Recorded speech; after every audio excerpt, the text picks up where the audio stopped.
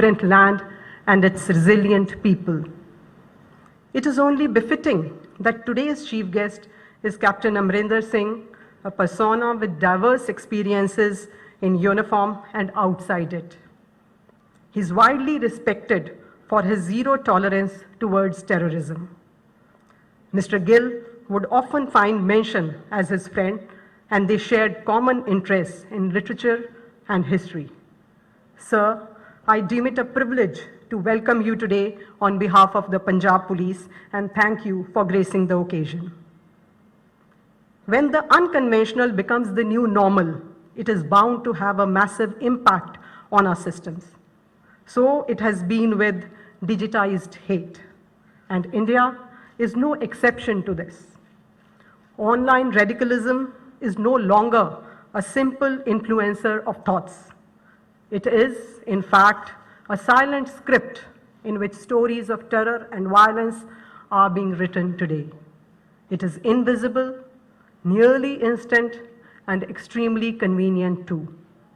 It is only apt that today's memorial lecture is being delivered by Dr. Peter Chalk, a counter-terrorism and security expert with the RAND Corporation USA, a non-profit policy think tank that helps improve decision-making through research and analysis. A hearty welcome to you, Dr. Chalk. We warmly welcome the family members of Shri KPS Gill for being with us today. We also acknowledge the valued presence of our special invitees and senior officers. I now call upon Mr. Dinkar Gupta, Director General of Police Punjab, to set the ball rolling for today's proceedings with his introductory remarks.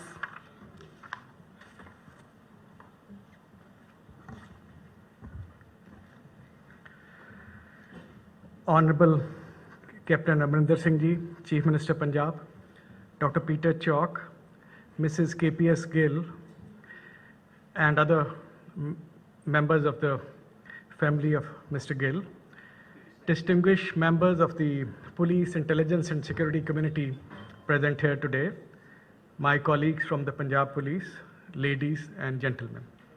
It's my proud privilege to welcome you all to the second KPS Gill Memorial Lecture being held at ISP Mohali. And at the outset, I'd like to say a few words about Mr. Gill. I remember meeting him for the first time when I was at the National Police Academy, Hyderabad, in 1988. And one of our batchmates asked him, we were due back to come to Punjab for a district training. And he asked him where we would be posted during our district training. And Pat came the reply, without batting an eyelid, to the worst affected districts. He was an absolutely clear-headed man. And sure enough, I was posted in Amritsar when terrorism was at its peak, and my batchmates got posted to Gurdaspur and to Firozpur. And that posting helped me gain rich operational experience right at the beginning of my career. Mr. Gill was a great and a visionary leader. He had the broad chest of a leader as well as an extremely big heart. And each one of us who was working with him had the confidence that he would back us up fully, whatever be the situation or the circumstances. I can never forget the day when he landed up in court number 1 of the Supreme Court in Delhi in full uniform in my support, even without being called. And he exuded such aura, such authority, that I still remember that there was a stunned silence in the courtroom for a while as he entered, much to the surprise of the lordships. I must also mention here that he never reprimanded us or ever asked us to do anything wrong. He let us get on with our jobs with minimal advice or counsel. Yet he had a solution for every issue if you went to him with a problem which needed fixing. Mr. Gill was also an operations man par excellence, with an acute and a natural sense of history. He was an original thinker as well as a practitioner on terrorism. and counter-terrorism in those times. And he had the rare ability to think big. When it was decided to end the president's rule in Punjab in 1991 and elections were announced to be held in February of 1992, he suddenly decided that every candidate who filled in his papers would be provided with one platoon of CRPF or the BSF for his security. He took this decision in the backdrop of the aborted June 91 elections, when almost about 27 candidates were killed by the terrorists. The decision seemed quite unimplementable and far-fetched at first, but when we got down to it, we found it could be done, and we managed to get the elections conducted without much violence, and we were able to protect most of our candidates in those 92 elections. Conceptualization and launch of the highly successful Operation Night Dominance in 92 was another example of his ability to think big. While he thought big, Mr. Gill was a man of few words, and at the same time, he had the ability to call a spade and would never known for mincing words. Thus, he could speak truth to authority and to the union governments of the day, both about the situation in Punjab as well as what needed to be done to set things right. Mr. Gill has left an indelible stamp on the Punjab Police, and it was primarily he who molded the Punjab Police into a fighting force, which could take on the full might of our inimical neighbor and its state-sponsored terrorists, and ultimately defeat their designs in a very comprehensive manner. The credit for making Punjab Police into the brand it is today largely goes to Mr. Gill. I am happy to report that the Punjab Police brand remains very strong even today, and I consider it my duty, as well as that of all the members of the 80,000 plus strong Punjab Police force, to keep the flag of the Punjab Police flying high. In the Punjab Police, we see the KPS Gill Memorial Lecture Series as an opportunity to expose our young police officers to the latest and contemporary thinking on terrorism and national security issues. And since Mr. Gill has become synonymous in our country with the fight against terrorism, we thought it would be befitting if we were to invite one of the world's foremost thinkers and writers on the subject of terrorism, violent extremism, insurgency, to deliver the KPS Gill Memorial Lecture, the second of the KPS Gill Memorial Lecture. We also thought that it would be best if the subject of the talk this year was relevant and topical to the security challenges before the border state of Punjab. Therefore, Dr. Chalk would be speaking on the dangers posed by online radicalization today. I'd like to share with you here today that during the last 4 years, starting 2016, more than almost about 60% of our terrorist modules, about the 31 terrorist modules we have busted over the last 2.5 years, almost about 60% were recruited, the members of these modules were recruited online. And today's generation is an online generation, and they consume most of their information as well as entertainment from cyberspace. Therefore, Dr. Chalk would be speaking on the dangers, as I said, posed by online radicalization. And as we all know, one of the major challenges before us today is to protect our gullible youth from the dangers of radicalization in cyberspace. This lecture series was started last year with the support and blessings of our Honorable Chief Minister, Captain Amrinder Singh. It is therefore befitting that he is amidst us today as the keynote speaker. In fact, the qualities in Mr. Gill that I just recounted apply equally to Captain Amrinder Singh, another leader par excellence. Under his leadership and with his active support, we'll continue to reorient our police force to meet the emerging national security challenges, as well as the various issues and concerns of the citizens of the state. In the end, I would like to assure everyone present here today that the legacy of leaders like Mr. Gill will always go on, and all of us in the Punjab Police pledge to fight and protect the unity and integrity of our state and our motherland till the last drop of our blood. Jai Hind.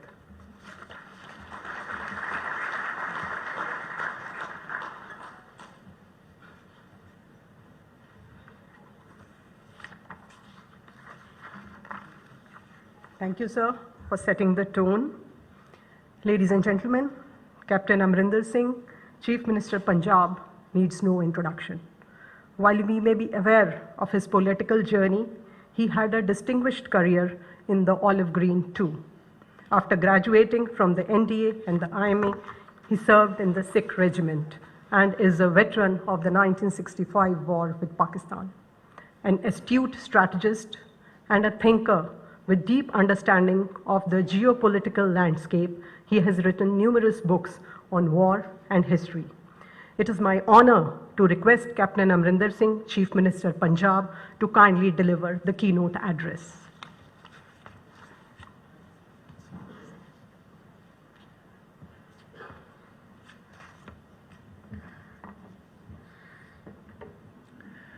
Director General, officers, NGOs, and men of the Punjab Police.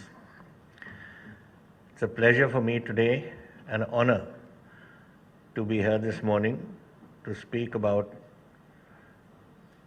a great man, a man whose leadership was acknowledged the nation over, and who came to Punjab at a very difficult time.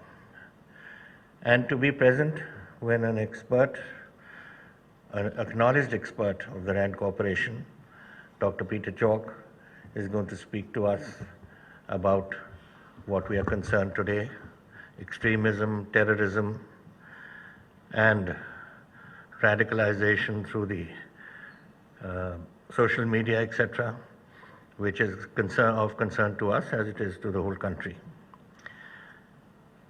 While all of you have heard of Mr. KPS Gill's contribution, I'm going to leave the floor to Dr. Chalk to speak on the subject which he has posted today, and I want to just concentrate a little bit on a leadership, a man who gave this police the leadership required at a very difficult time. You all know what he did here. You've heard from your seniors, and particularly all of you who've joined after that period. But you must remember one thing, and which I want you to remember, because you're young men at the back who will one day head this force, that leadership starts at your level. And I'll tell you a story that in 1962, in the Eastern Theatre, in the Tawang area, Bomdilas, etc., we had one brigade which collapsed at Tawang. We had the second brigade which collapsed at Sela. We had the third brigade which collapsed at Bomdila. And the Chinese were poised to move into Tezpur. At that time, there was panic in Tezpur. The civil administration abandoned the field. People were running helter-skelter to get out of the way of what they thought the Chinese would come down into Tezpur. Just one man and his force stood, and that was KPS Gill as a young SP.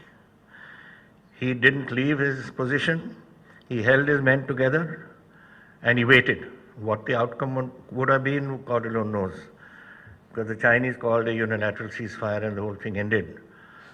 But here was a man who was prepared to do his duty to the end, and I think that is where leadership really comes from. And it was that leadership over the years which finally brought him to head the Punjab Police at a very difficult time. It was a time most of you don't remember, but all your police stations shut at sunset. I remember once I was coming from Batala, nobody used to be on the road. And really from Batala via Amritsar to Chandigarh, I didn't see one person on the road. We stopped, a colleague of mine was with me, who wanted to talk to the Deputy Commissioner. And we stopped at the Deputy Commissioner's house, and the Deputy Commissioner's sentry wouldn't open the gate. So eventually the Deputy Commissioner was told that somebody was at the door. So they handed over at the gate the telephone in those days, you had the line telephone, you just handed over and the secretary said, "Ji, itthoi gal kar lo." And that the deputy commissioner was spoken to, and he said, "Sorry, sir," and he knew that the person very well. And he said, "I'm sorry, sir, but after sunset, we don't open the gate." Now that was the fear that existed. And that time, the Punjab police was an old police forces used to be, trained for different purposes. They were there for maintaining law and order, directing traffic, and those sort of things. Nobody actually had really faced terrorism of the raw type. And that was when the situation developed as it did. Government of India posted Mr. Gill here, and he had the difficult task of putting this force back on its feet, rearming it, retraining it. But it was that leadership that did it. You remember those days. I think many friends are here in the front row, and I have my colleague here, Puran Dogra, he and I were both, he was Director General of yours later on, but we were together at the IMA, we were cadets together. So it was at that time that he emerged. He started that night dominance where there was fear to go in. He led the force through the villages. You remember the cordon and search operations. You remember it was done by the Punjab police eventually. And the search was also done by the Punjab police. And it was the army which held the outer cordon to get this. And eventually, the terrorists made some mistakes, which also helped us. They used to go into homes. They used to get the women there to prepare food for them, lay down their beds, and then they would rape their daughters. This was one thing which was spread through Punjab like wildfire and started turning the people against them. And then they did another thing. Whenever any wife or the person himself went shopping in town, the police officer, the NGO, whoever he was shot or she was shot. So that gave more courage to the Punjab police. And knowing the psyche of the Punjabi, Mr. Gill worked on that and eventually brought the force to a point where this terrorism was beaten back. And we lost a lot of people. Over 1,700 Punjab officers, Punjab police officers and men were killed. Over 30,000 Punjabis died during their operations, during terrorist operations, or caught in the crossfire, or whatever it was. But 30,000 did die. But Punjab got peace again, so never again. This duty which we will be told how this global terrorism is being met, and I'm sure Dr. Rand has something to say, Dr. Chalk, on something to say about us, because this is what the Rand Corporation does do. And I'm sure, and tell us something about what he believes what is going to happen here. But we have to be faced. We have to face up to these things. We have to remember this is going on. All of you know it. That is going on today, and we have to be prepared for it. We've got a hostile neighbor, and they continue their operations as we speak, and we have to be prepared for this. And this force is now prepared for it. You have been through the baptism of fire, and that baptism of fire is what puts a backbone into a person, and it's put the backbone into this force. And you must remember that you have to stand up for your country and for your state. And we have to never allow this state to ever be enmeshed or engulfed in that crisis that once spread over this place and made Punjab for 20 years a miserable place to live in. We've all been through it. As the DGP was just saying, 27,000 people, 27 candidates were killed in that election. I was also in that election. And at 2 points there were ambushes laid for me too. It was just by God's grace that we changed our direction. I remember one, there was this very strict order. Each one of us were given one SP in charge. And my SP, it was the last, and we were told that before sunset, the elections the campaigning had to stop. And this SP of mine It was the last of the day. I think I had done about 18 or 19 visits to places. And it was the last moment in Dakala constituency where it was getting dark, and it was just turning right into a village from the main road, going to the village and coming out again and joining the main road again. And he stood in front of the car and he said, "You can't go." I said, "Ek pind reh gaya, what difference does it make?" He said, "No, sir, you can't go. It's sun is setting, you have to go back." So I obviously was upset, but I said, now I have to come back all the way next day to this village. And next morning, the panchayat came and told me, lucky you didn't come, because at that final turning point, there was an ambush laid. The second one was in Hoshiarpur. I went to support one of my candidates, Balwant Sarhal, and we had lunch together, and then I was going right to a village, and he said, "Can I just go left? I have to meet somebody and I'll catch up with you." I said, "Fine." So I went out of his right gate, and at the left gate he was shot dead. And that was the way we were supposed to go. So these things kept happening, but some of us stood our ground.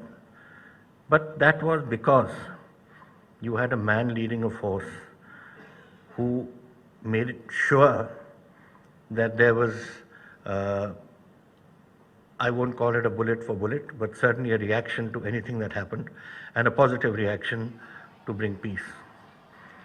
So we are today remembering Mr. Gill, who's a household word, and he should be remembered all the time. One never forgets brave people. Good commanders are always remembered. Today you remember people from the First World War, Second World War. You remember Montgomery. You remember Field Marshal Slim. You remember Field Marshal Rommel. All of them who made a name for themselves in different parts of the world, and many of them opponents. But they led their troops. And I think Mr. Gill led his troops. And we brought peace. Many of you served under him. I didn't. I consider it my, what should I say? It would have been an honor to have served under him. A leader like that, very seldom do you get leadership of that quality. And I knew him very well. I was very fond of him, and I think he was fond of me. And I today recollect my associations with him. And let him, for you, be that beacon that guides you in your lead as you go up in service. And one day, you too will, if you emulate him, you will be great officers and great NGOs of this very proud Punjab Police. I thank you all for calling me this morning, and I thank Dr. Peter Chalk, who has come all the way to give us his experience, and we look forward to it. I'm sure you all look forward to it, and so do I look forward to listening to him. Thank you all very much.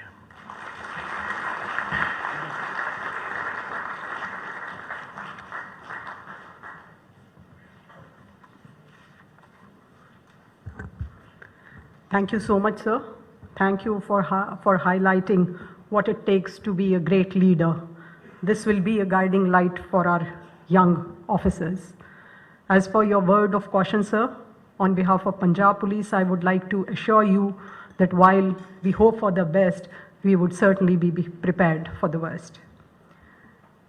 It is now time to call upon Dr. Peter Chalk to deliver the second KPS Gill Memorial Lecture. However, before I do so, it is my absolute pleasure to introduce our guest speaker to this august gathering. Dr. Peter Chalk is an adjunct senior political scientist at the RAND Corporation in USA and a subject matter expert with the Institute for Security Governance. With special interest in Southeast Asia, he has analyzed such topics as unconventional security threats in Southeast and South Asia, evolving trends in national and international terrorism, among many others. He is the Associate Editor for Studies in Conflict and Terrorism, a reputed journal on international security issues. Dr. Chalk has regularly testified before the US Senate on issues pertaining to national and international terrorism. He has authored numerous publications on various aspects of low-intensity conflict in the contemporary world. With this short introduction, ladies and gentlemen, I present to you Dr. Peter Chalk.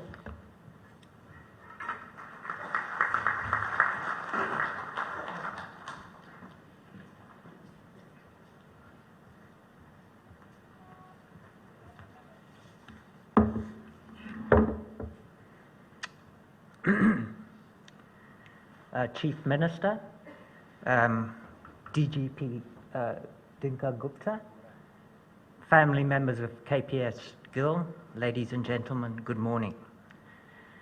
I would like to sincerely thank the Punjabi Police for giving me the opportunity to present the second KPS Gill Memorial Lecture this morning. It will be a great honour to give this delivery. I first met DGP Gill in 2004, following a trip to Kashmir that a colleague of mine, Dr. R.J. Sani, who heads the Institute for Conflict Management, organised. At the time, I was struck by the enormous awe and presence that he admitted and the deference that he evoked in all those he came into contact with.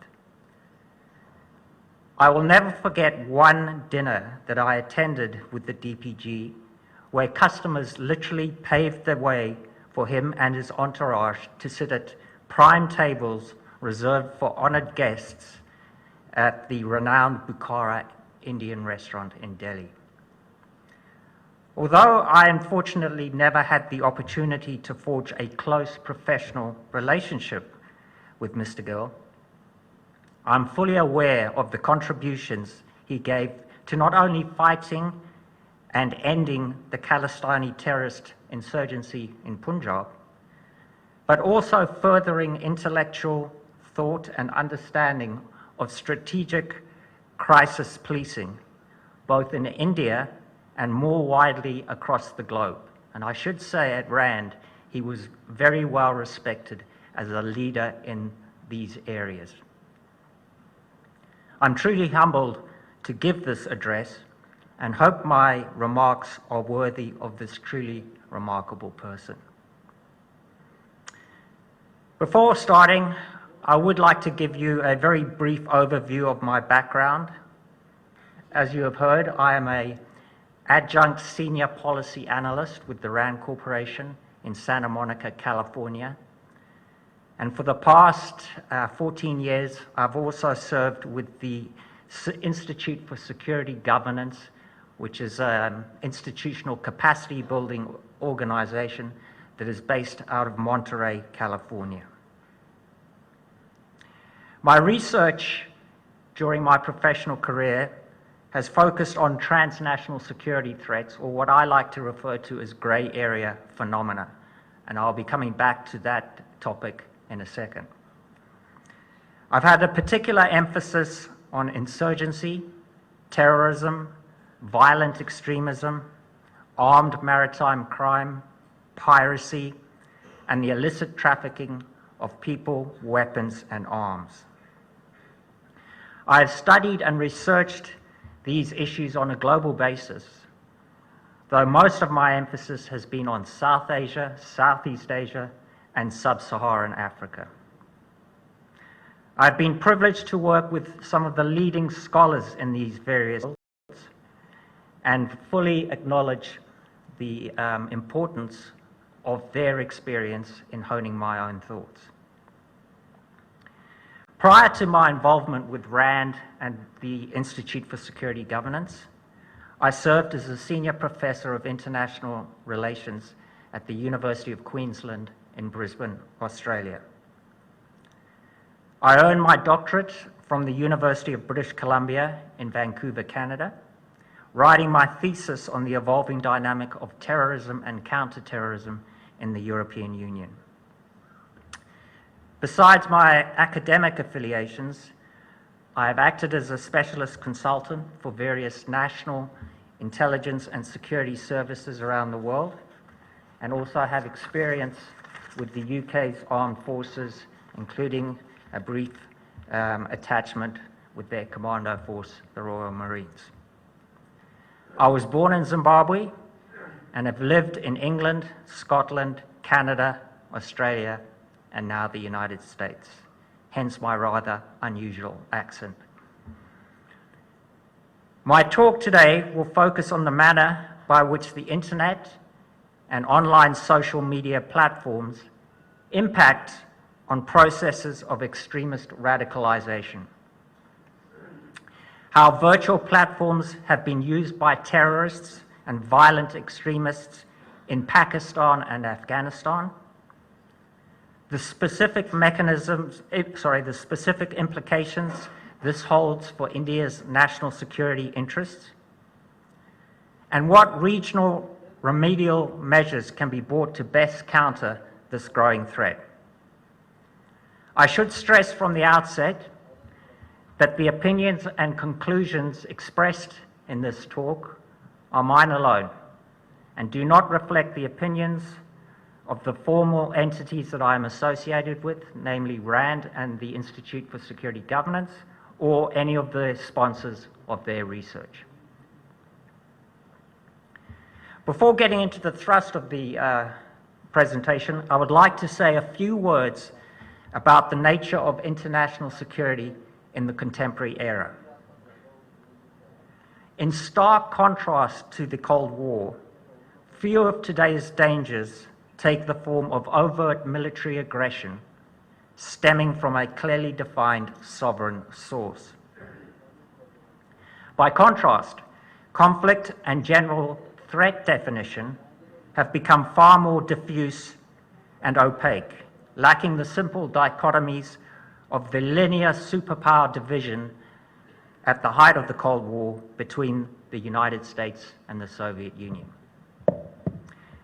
The challenges currently confronting the global community more often stem from non-state actors and non-governmental processes. They invariably transcend international boundaries. They blur the distinction between civil and military security. They frequently interact with one another to exacerbate their overall threat potential. And for the most part, they are not readily deterred by the traditional defenses or borders that states have erected to protect both their populations and their territories. In the words of James Woolsey, the former director of the US Central Intelligence Agency, "We have slain a large dragon, but now we find ourselves living in a jungle with a bewildering number of poisonous snakes. And in many ways, the dragon was easier to keep track of." And these challenges are what I refer to, as I mentioned, as grey area phenomena. And there are several features of the present international environment that are contributing to the spread of this global disorder. First has been the emphasis on economic prosperity and power conceived in terms of wealth, itself amplified by the severe wealth disparities that exist in many parts of the world. And this factor has led to the emergence of so-called black dollar organizations, entities seeking to satisfy their material aspirations on the back of sustained criminal enterprises. Second has been the resurgence of atavistic forms of ethno-national and religious identity, which has given rise to a dizzying array of highly fanatical movements that are quite prepared to shed blood in pursuit of their self-defined primordial interests. Third, the rapid expansion of international transportation links, communication networks, and financial flows.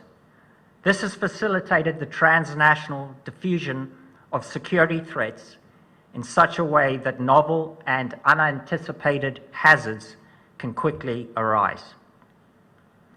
And finally has been the growth of unsustainable so-called mega cities, which has contributed to environmental degradation, overpopulation, and pollution, as well as helped to spawn squalid shanty towns that have since acted as incubators for disease, crime, and violence. One of the more notable threat contingencies that has arisen at the top of this new security agenda is terrorism, which as a phenomenon has itself become a far more complex and multifaceted problem for a number of reasons. Numerous conflict zones around the world have provided extremist militants with multiple fronts to not only operate simultaneously, but also gain extensive first-hand combat experience.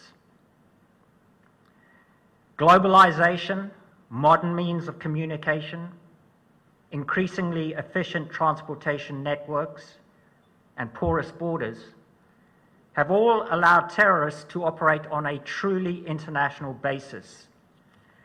It has also contributed to the growing spectre of volunteer foreign terrorist fighters and facilitated the emergence of a new breed of violent extremist, the ad hoc amateur lone wolf, which I'll come back to in a moment. The proliferation of small arms and light weapons has provided terrorists and violent extremists with a range of tactical options that were formerly the reserve of governments and their armed forces. Somalia, Afghanistan, Nigeria, Yemen, Libya, and Mali are just a few examples where non-state actors have been able to elevate their attack tempos to the extent that they are now able to match, or in some cases even supersede, the actions of their sovereign adversaries. In many cases, militant extremists are increasingly looking to inflict death, not so much as a means of expressing identity, but more intrinsically as a way of creating it. More specifically, terror is now being used as an all-encompassing end in itself, with self-engorging and indiscriminate killing more the rule than the exception. And lastly, terrorists have become far more savvy and sophisticated in using information technology and online platforms to indoctrinate, to recruit, and to plan. And it is this last aspect that I would like to address this morning. Terrorists and violent extremists use the internet in much the same way as society as a whole does, to communicate, to collaborate, and to convince. Organizations such as Islamic State, what is now referred to as Al-Qaeda Central, Al-Qaeda Central's affiliates, Al-Shabaab in Somalia, Boko Haram in Nigeria, the Taliban in Afghanistan, and Lashkar-e-Taiba in Pakistan, to name but a few, are all organizations that have adroitly moved to exploit online forums and social media platforms to promote their ideologies, to justify their actions, to recruit foot soldiers, to condemn infidels, to inspire attacks, and to encourage lone wolf actions. Messages and missives are directed at multiple audiences, although it is youth that are most commonly targeted. And there are two reasons that account for this. First, teenagers and adolescents have a very heavy online presence. Second, they are highly susceptible to simplistic yet alluring extremist narratives that routinely emphasize parsimonious solutions to what in reality are highly complex problems. Al-Qaeda Central and Islamic State are exemplars of modern movements that have sought to leverage social media platforms as a means for simplifying the world and its complex human interactions to a single base denominator that is specifically tailored for youthful audiences. Although the two groups remain locked in a struggle for ideological supremacy, they have both put out a basic thematic message that stresses the following linear black and white reasoning. We are the righteous, the true and the prophetic. They are the Shia, they are the Crusaders, they are the Kafir, they are the Jews. Because we have religious legitimacy, it is our responsibility to destroy these non-believers and detractors. That is the message that they both put out. While currently most of the emphasis is on jihadist exploitation of the internet and digital social media, it would be a serious mistake to suggest that it is only violent Islamists that have embraced online platforms to foster radicalization. There are many other entities that have adroitly used these mediums for their own nefarious purposes, including pro-life militants, anarchists, black bloc anti-globalists, environmental and animal extremists, and white supremacists. The far right has been especially active online, and indeed many security agencies and research groups in North America, Australia, and Europe currently see the white supremacist and jihadi threats as two faces of the same coin. To give but two examples, in the US, where the Ku Klux Klan historically grew primarily out of personal connections and word of mouth, today's xenophobic extremists have mastered how to exploit the internet to reach, recruit, and coordinate among a huge pool of potential racists. And in the UK, the neo-Nazi group National Action was prescribed precisely because of its digital glorification of terrorism, which has been leveraged to build up a fan base through the use of explicit youth-oriented online material to reach new recruits and vulnerable audiences. So with that background, how then does the internet and associated social media platforms causally impact on processes of radicalization?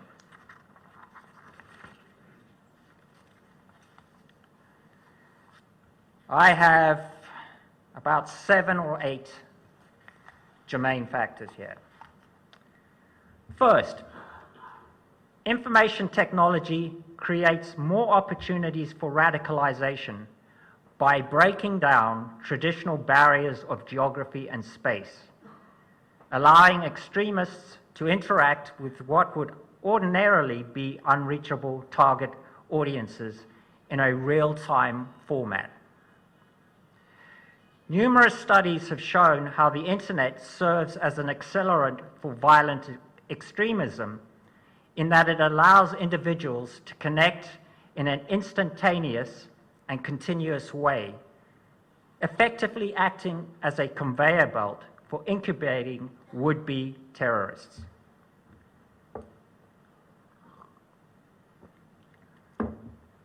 Second, social media platforms connect like-minded individuals and amplify their passions. Indeed, this is the core business model upon which these platforms are based.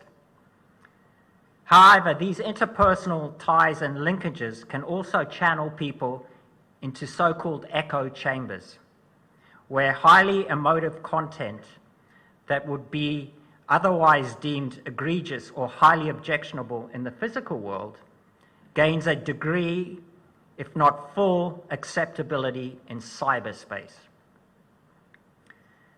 This self-bolstering dynamic plays an integral role in the reinforcement of extremist messaging, often at a rapid and extensive pace through the posting and reposting of individual tweets by hundreds of other users. Third, the internet can give the illusion of strength in numbers, where radicals brought together by online journals, blogs, service and chat rooms more easily see themselves not as individuals, but as an active part of a broader, networked extremist movement that operates nationally, regionally, or even internationally. Fourth, the internet ensures a degree of anonymity, something that is particularly true for sites that enable encrypted communications such as WhatsApp, Telegram, Kik, and Signal. This facet can encourage otherwise risk-averse individuals to engage in actions that they would not normally do in the physical world. More specifically, curious would-be militants may well feel more confident in approaching or contacting people of interest, i.e. terrorists, in the cyber world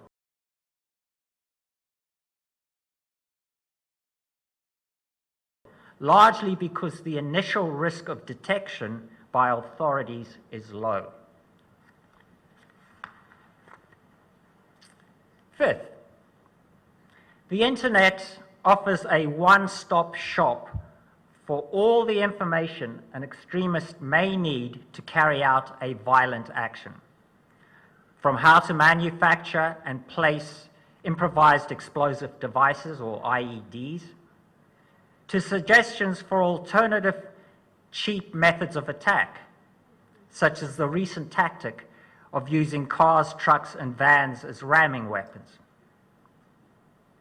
The internet also promotes and publicizes ways of best announcing and publicizing a successful operation. In addition, it opens the way for so-called cyber coaching, allowing militant leaders to keep in near constant contact with attackers and to prod, encourage, guide, and facilitate their actions.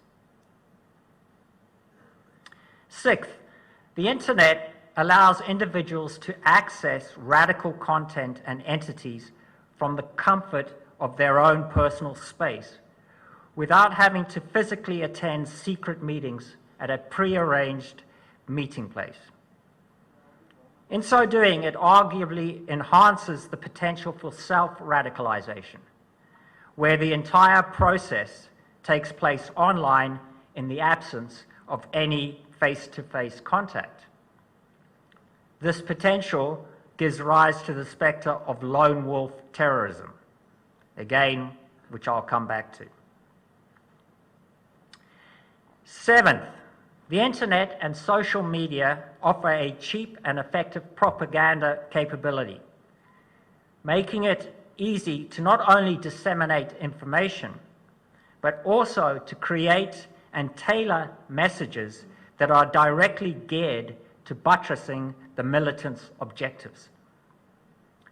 This facet reflects the basic fact that modern means of communication allow violent extremists to bypass established media outlets, meaning they are no longer dependent on communication mediums that in the vast majority of cases are vehemently opposed to their ideology and cause. Finally, the internet provides an online platform for infusing terror. By loading videos of highly destructive attacks and posting images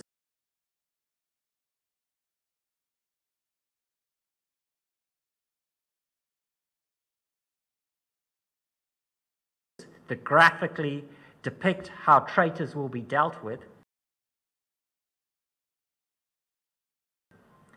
terrorists can leverage the virtual world to instill fear in enemy audiences and discourage moderates from speaking out against their actions. Multimedia content produced by Islamic State is a classic example of messaging, of this type of messaging at work. To reference one example,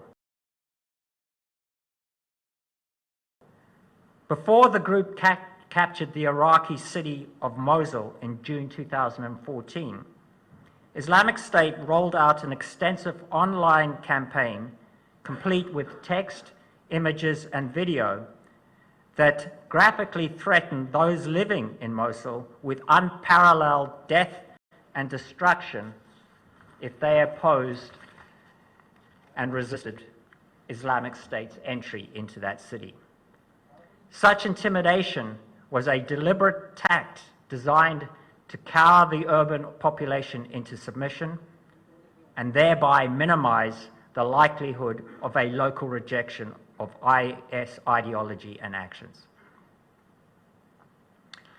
Now, one common theme running through all of those 8 factors that I've emphasized is the notion of leaderless resistance, which has in varying ways come to characterize the organizational configuration, are able, through the combined force of their actions, to precipitate a chain reaction that eventually leads to a national or even global revolution.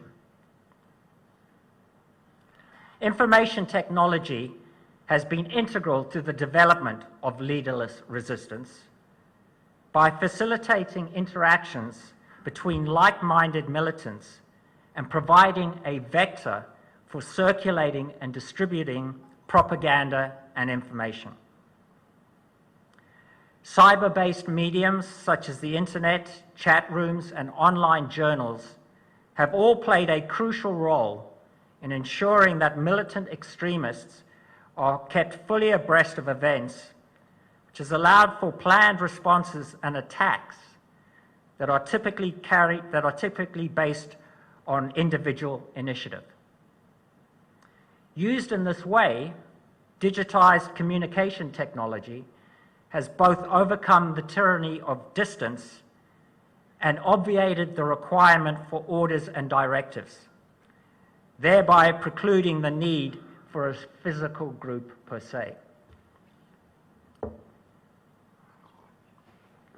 The adoption of these amorphous and largely ephemeral linked structures marks a significant change in terrorist organizational dynamics, setting the US militia movement, European neo-Nazi organizations, anti-globalist radicals, and the global jihadist nebula apart from the more established militant groups of the past. In particular, they've played a pivotal role in fostering what is rapidly emerging as a new norm in violent extremism: homegrown lone actor terror. Although these individuals lack the training and resources and expertise to execute large-scale attacks against so-called strategic hard targets, they represent a unique and problematic policing challenge for at least 6 reasons.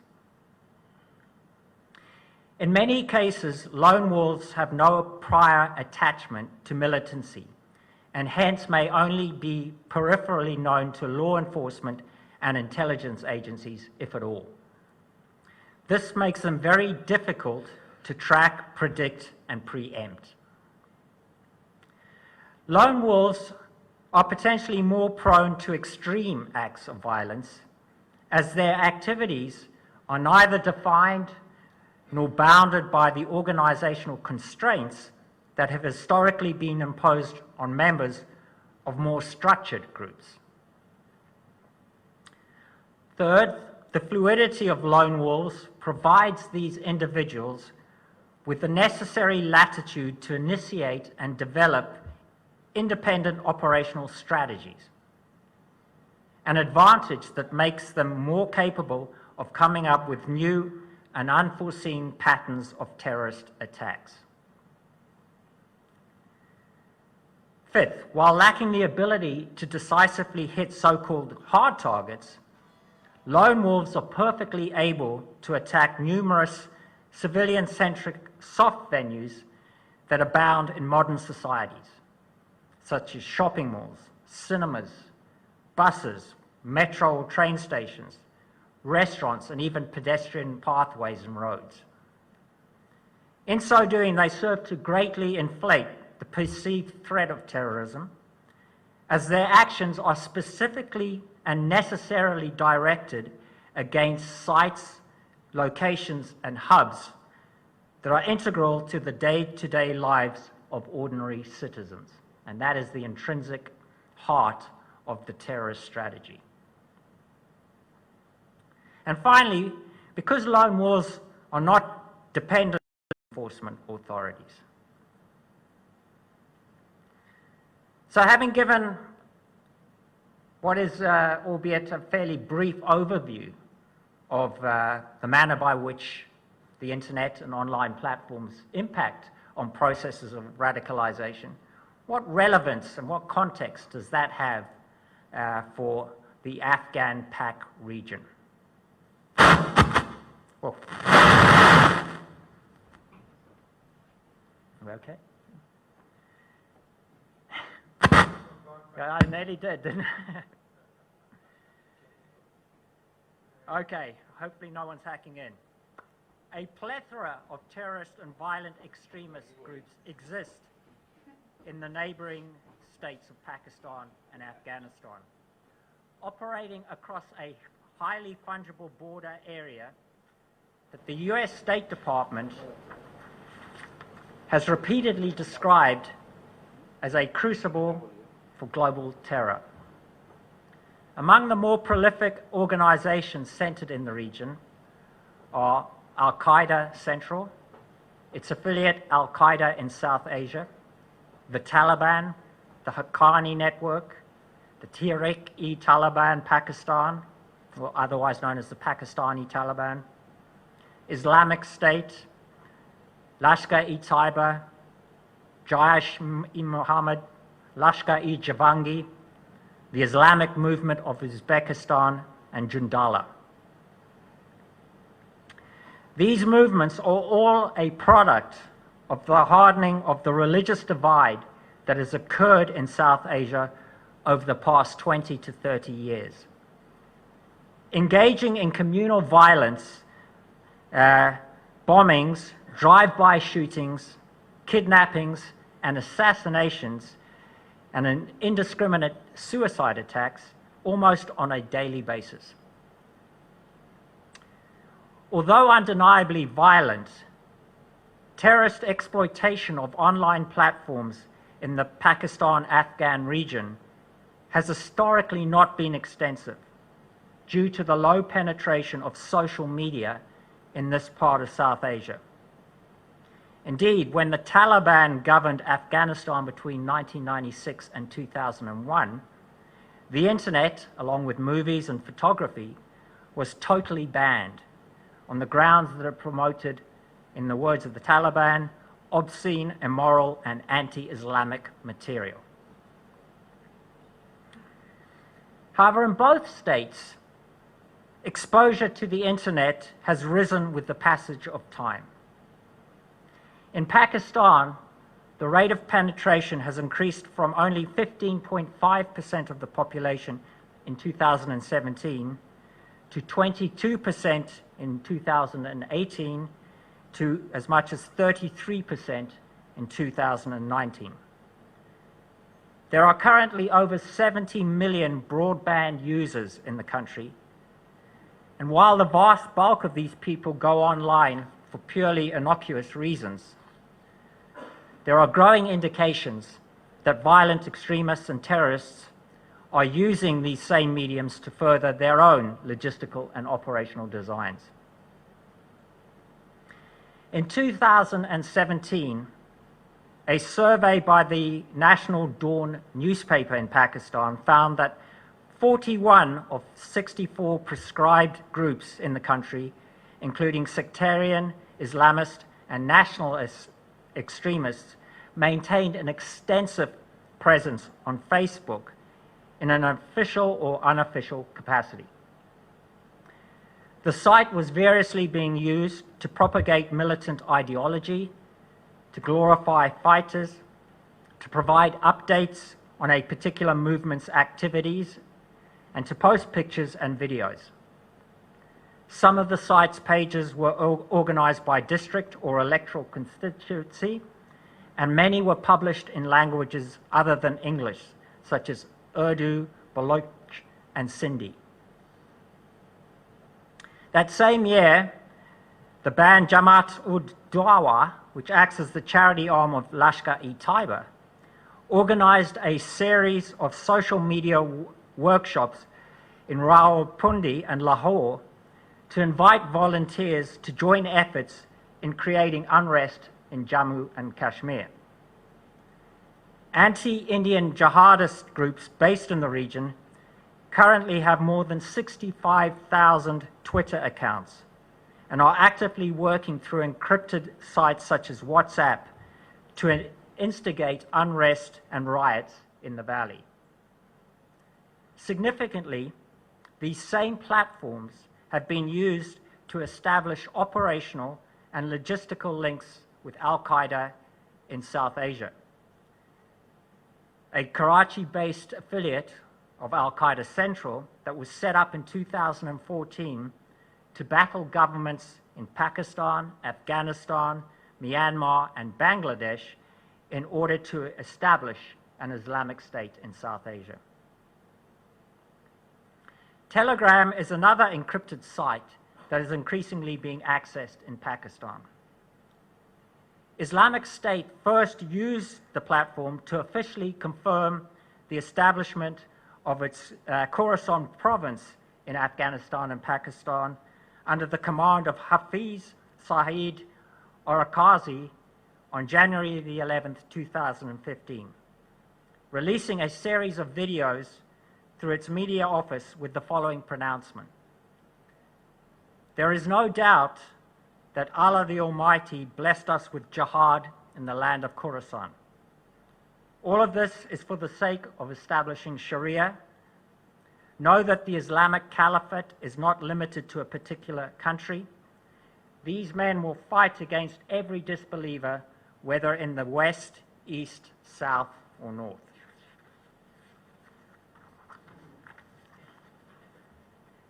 Since then, Islamic State has adopted Telegram to target and recruit university students and professionals who are increasingly being groomed as a mainstream membership element, including doctors, engineers, lawyers, journalists, and businessmen. They have also used Telegram to announce responsibility for major attacks that have taken place inside the country, such as the suicide bombing of the government hospital in Quetta on August the 8th, 2016, that left more than 70 dead and another 130 injured. And Telegram has been used to verify tactical and transactional partnerships that have been forged between Islamic State and Lashkar-e-Javangi and other local groups such as Al-Alami, Lashkar-e-Islam, and Jamaat-ul-Ahari. The Pakistani Taliban is another group that has leveraged Telegram, in this case, to claim responsibilities for bombings, to share tactical information, and to facilitate the dissemination of electronic publications. In this latter respect, the group has increasingly focused its attention on exploiting Telegram to radicalize young women, using the site to launch an online magazine in 2017 that calls on females to join the ranks of the Mujahideen and to learn how to use combat weapons such as grenades and assault rifles. The Pakistani Taliban's emphasis on women reflects a growing appreciation of the operational, logistical, and psychological benefits this particular demographic has to offer. Females can more easily penetrate targets than men, largely because modesty in the Muslim religion precludes more concerted body checks on them. Women provide a critical support base as financiers and propagandists, and females and attacks carried out by women generally generate a higher shock value, as females are typically viewed as preservers rather than takers of life. In a more general sense, the internet has helped to fundamentally transform the perceived nature and character of the typical militant in Pakistan. As Bruce Hoffman, a senior fellow for counterterrorism and homeland security at the Council on Foreign Relations and a very close personal friend and colleague of mine, has observed, the past stereotype of a jihadist from the mountains in traditional garb with bandoliers of ammunition slung over his shoulder has been replaced. The new generation consists of well-educated, cosmopolitan, university-taught Pakistanis drawn from middle-class backgrounds who can navigate our globalized society, whether virtually or physically, with ease and confidence. Although not as extensive as Pakistan, internet access in Afghanistan has also shown a demonstrable increase in recent times, rising from just 6% of the population in 2013 to 17.5% in 2019. There are now well over 55 internet service providers in the country with over 5 million users. And again, at least some of this online presence has been tied to terrorist and violent extremist groups, including the Taliban, Islamic State, and Al-Qaeda Central. Since being forcibly removed from power in 2001, the Taliban has systematically moved to expand its leverage of information technology, increasingly viewing virtual platforms as a highly conducive forum from which to launch so-called electronic propaganda warfare. The Taliban currently possesses several internet domains, although the main one is Al-Amara. The site is not interactive, mainly acting as a one-way dissemination tool. It is published in Pashto, Dari, Urdu, Arabic, and English, which allows the group to target a variety of audiences locally, regionally, and internationally.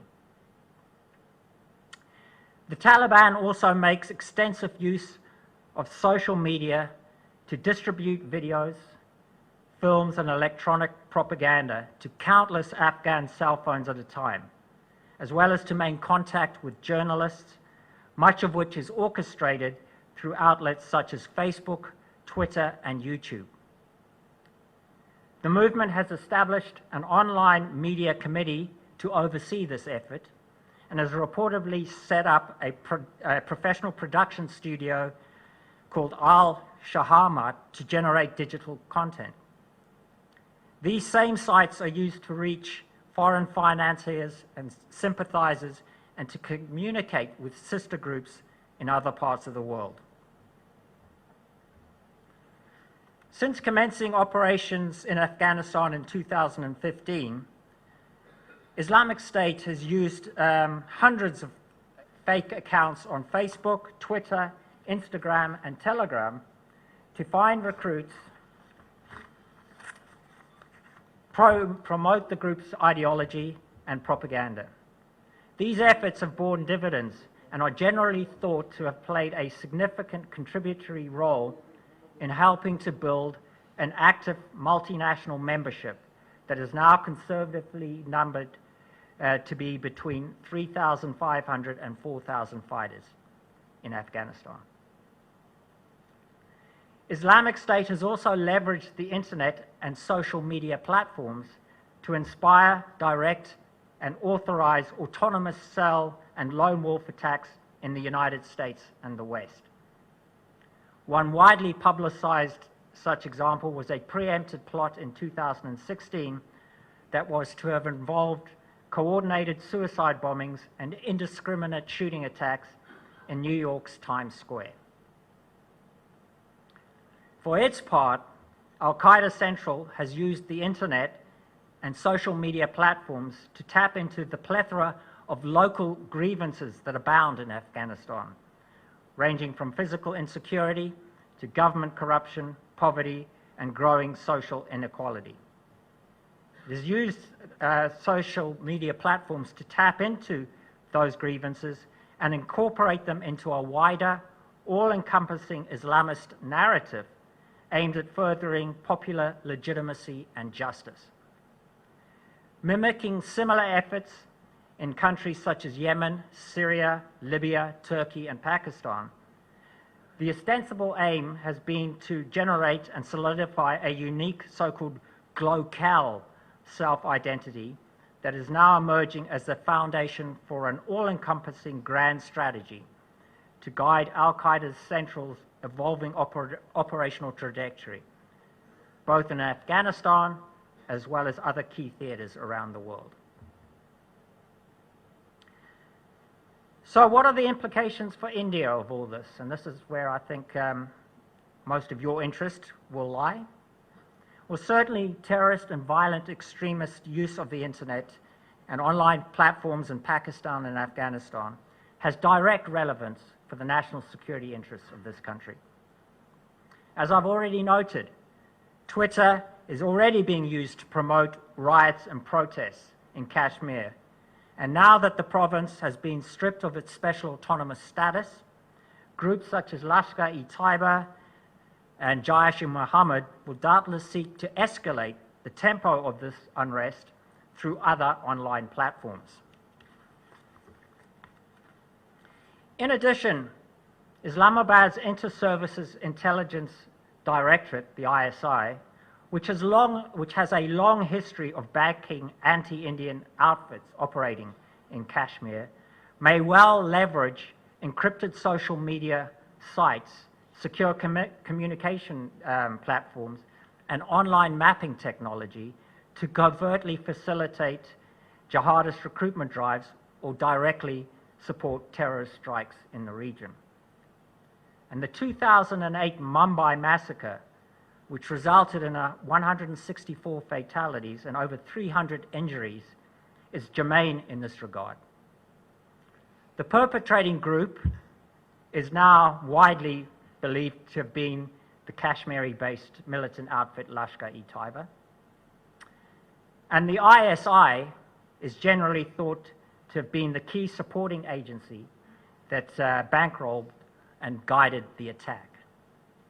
Notably, the 10 terrorists who conducted the operation received orders from their handlers in Pakistan via voice over the internet service provider phone services, and they were able to quickly navigate their way to targets across the city with the assistance of digitized Google Earth images that were electronically transmitted from Islamabad.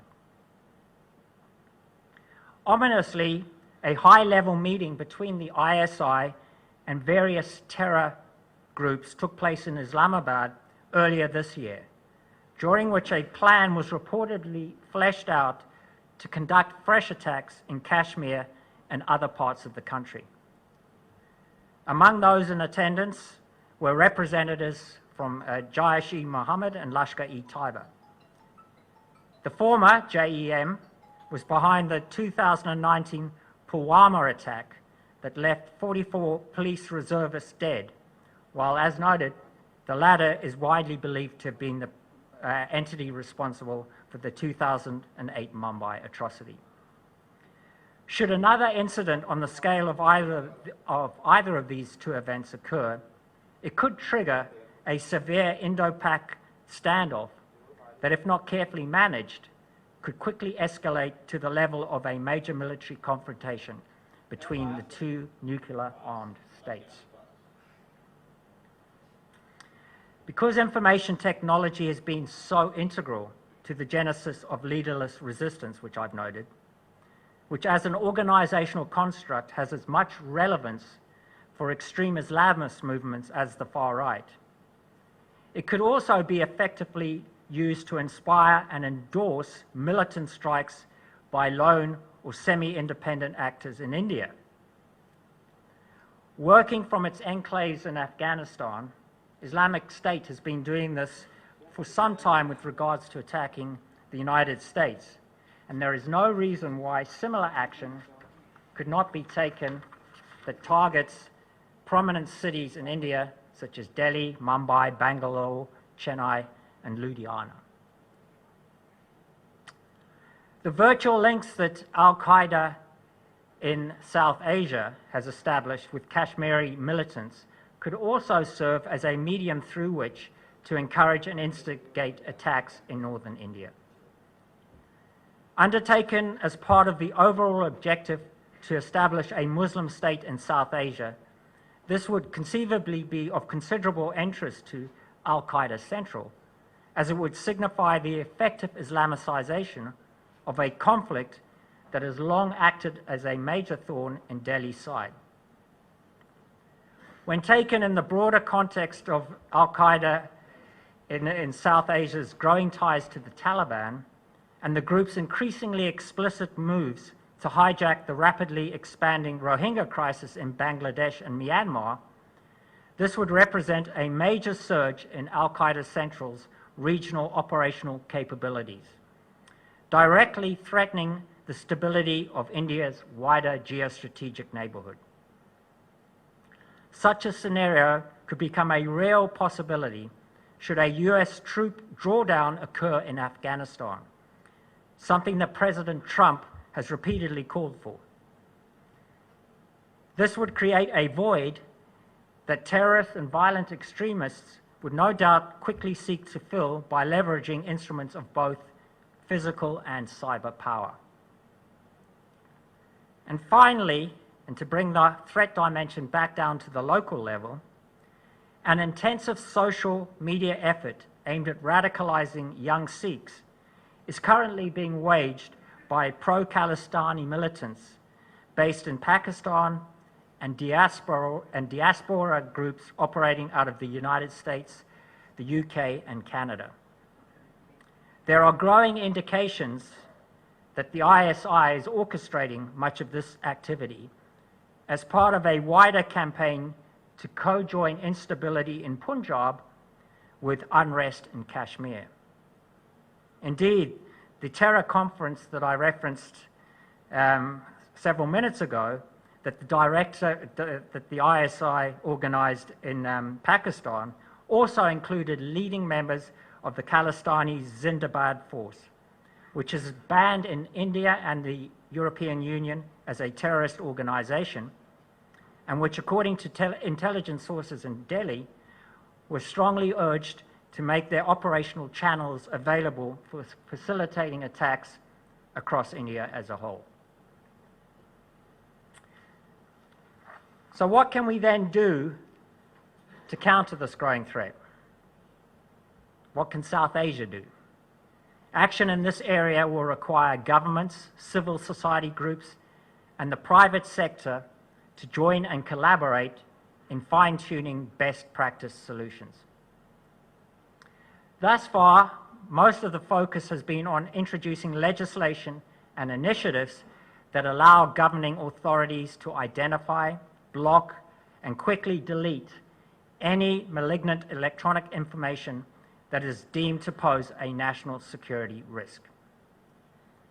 And I'm going to contextualize these responses back to Pakistan and Afghanistan, as those were the countries that I was highlighting in terms of the exploitation of internet. In Pakistan, a series of laws are in place to prevent the misuse of the internet and social media platforms, including the Prevention of Electronic Crimes Act, the Anti-Terrorism Act, the Fair Trial Act, and the National Plan for Countering Terrorism and Extremism. Islamabad has also implemented measures for bottom-up social media monitoring, introducing a digital portal and mobile app called SafeSurf to encourage internet users to anonymously report any extremist or online hate content that they come across. Now, while these measures may work to temporarily disrupt the propaganda, recruitment, and operational activities of terrorists and violent extremists, they are essentially stopgap remedies that militants can quickly overcome by switching to other platforms, communicating through voice over the internet provider services, accessing virtual private networks, opening new accounts, or simply operating through proxies. These initiatives may also merely serve to drive militants further underground, whereby they seek refuge in the so-called dark web, where they are effectively beyond the reach of any formal monitoring mechanisms. Just as importantly, approaches along these lines have very real implications for three intrinsic values that most democratic nations hold as sacrosanct: freedom of speech, the right to privacy, and net neutrality. Pakistan's Prevention of Electronic Crimes Act, which was introduced in 2016, is a case in point. The legislation has been widely criticized for containing poorly defined terminology as to what constitutes cyber terrorism, how this differs from cyber crime, and what mechanisms are in place to ensure any censoring activities are necessary and enacted for the greater public good. When Islamabad used the Act to block Telegram in 2017, a widespread popular backlash ensued, with many Pakistanis complaining that their right to private online access had been violated. A more holistic and effective response would involve directly intervening in the process of radicalization, bringing communication experts and civil society groups together to develop and execute alternative messaging campaigns that credibly challenge the foundations of terrorist propaganda are essential to this effort, as is promoting awareness and education among the youth so they can make critical and informed choices about what they see and read online. To the extent possible, these should be run as government-independent programs, as lessons, both good and bad, from the UK, France, Saudi Arabia, Singapore, and Indonesia, among others, have all shown that this is the best way of maximizing the prospects that these initiatives will be viewed as unbiased and neutral in terms of content and direction. The UK's Prevent programme is a case in point. Instituted as an integral component of the country's counter-terrorism strategy, otherwise known as Contest, it is essentially aimed at preempting vulnerable populations from being radicalized and drawn into violent extremism. Part of this endeavor involves the use of grassroots organizations, specialist public relations agencies, and media companies to develop online and offline alternative and counter narratives that are then directed at those deemed to be most at risk to terrorist indoctrination and recruitment. However, overseeing much of this effort is a secretive government department called the Research, Information and Communications Unit, RICU, the activities of which for many years was kept from public scrutiny. When investigative journalists revealed the extent of RICU's behind-the-scenes role, Prevent's strategic communication effort suffered a serious setback, simply because it could no longer be presented as an independent, community-based campaign. It is crucial that efforts to develop cogent and consistent alternative and counter narratives on the internet are accompanied by corresponding measures taken in the physical world. There are numerous places of religious worship and instruction in Afghanistan and Pakistan that exist in the absence of any official control, and which have been tied to inflammatory preaching and teaching of the sort that fans the ardor of violent extremism. The hate-laden public sermons and lectures put out by these ostensibly legal organizations needs to be checked, if not entirely eliminated, as in many cases they eventually find their way onto social media platforms in the form of brazen video messages and clips. Again, it is vital that any action taken in this area emanates from accredited, locally respected and independent religious scholars and community elders. If there is even a slight suspicion that moderate messaging is being controlled or directed by the government, its overall credibility is likely to be seriously jeopardized. In all cases, timing is key. There is often a very brief window of opportunity to positively influence an individual who has exhibited an initial interest in extremist ideology. If the intervention comes after a decision has been made to join the cause or commit a violent act, it will almost certainly be too late. Research conducted in Europe and Asia has consistently shown that when jihadists began planning their trips to join the Taliban, Al-Qaeda Central and Islamic State in Syria, Iraq and Afghanistan, they were too far down the extremist path to receive, much less accept, any new information that was presented to them as to why they should not go. Tech companies, both big and small, must also move to proactively champion digital resistance by ensuring that condemnations, refutations, and alternatives to terrorism are sufficiently present and accessible online.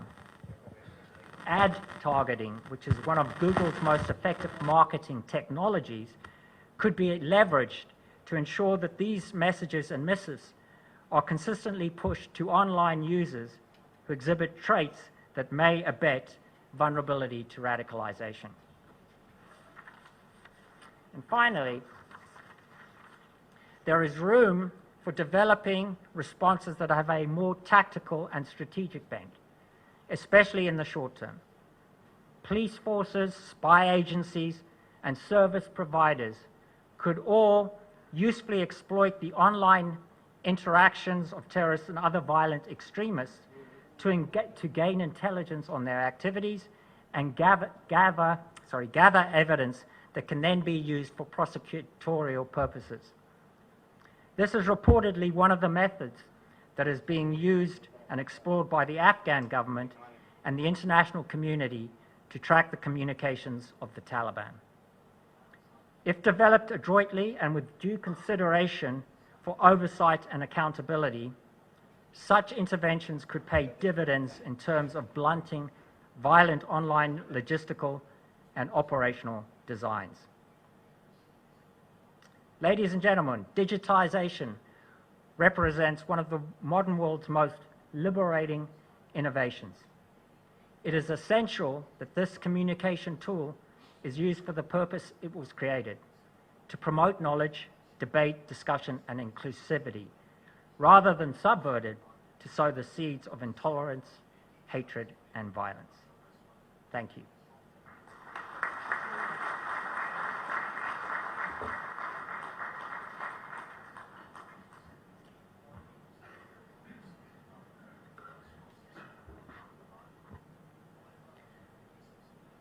Thank you, Dr. Chalk, for a well-researched and educative talk.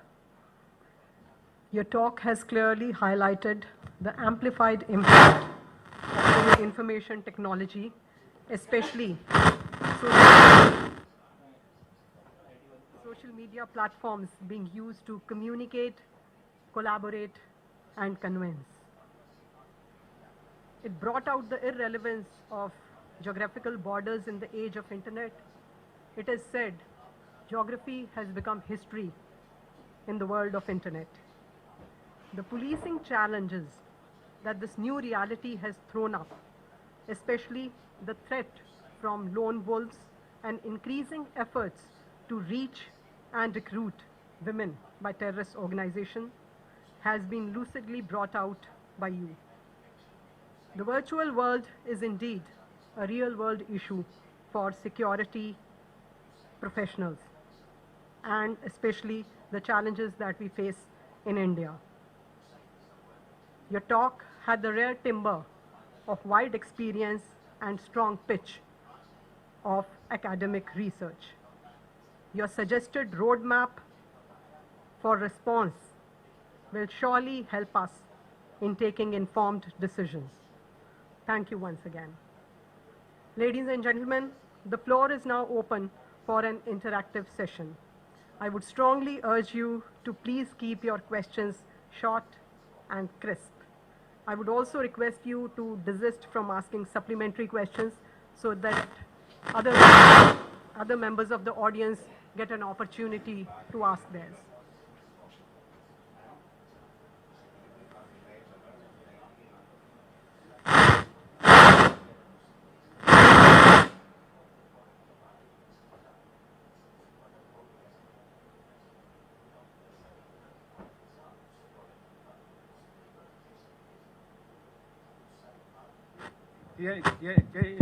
Channel interview, he said, he quoted the missile attack on oil installation in Saudi Arabia.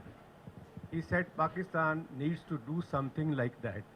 Can you please elaborate if you have some inside information or your in-depth analysis of the missile attack on Saudi Arabia, allegedly by Iran, which has been denied, or by Yemen, whatever it is. Can we be little more information on it? Thank you for the question. I don't have too much insight on that specific announcement that was made in Pakistan. But I would imagine the context for this is that attacking oil infrastructure, which is vital to any modern society's economy and development, is an effective asymmetric way of dealing with an adversary. We've seen it not only with the alleged Iranian attack in Saudi Arabia, but certainly with Al-Qaeda Central and its consistent emphasis on attacking oil infrastructure in the Gulf of Aden as a way of bringing the United States and its Western allies to their knees by hitting the economy. And generally, when we're looking at modern manifestations of terrorism today, an increasingly important component of that, particularly with respect to Islamist-inspired terrorism, is the economic dimension.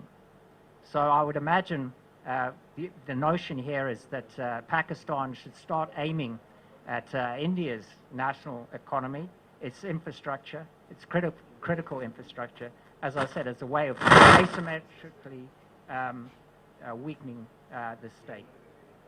And those sorts of attacks can definitely be carried out by deniable proxies without the direct involvement or servitude of a sovereign entity behind them.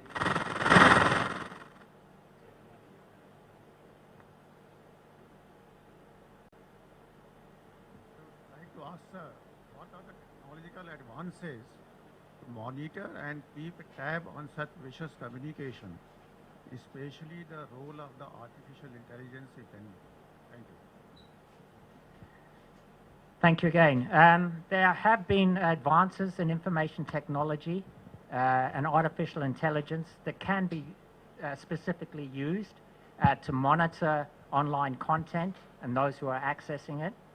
And certainly there are encryption tools and monitoring tools that private companies like Google have developed to do this.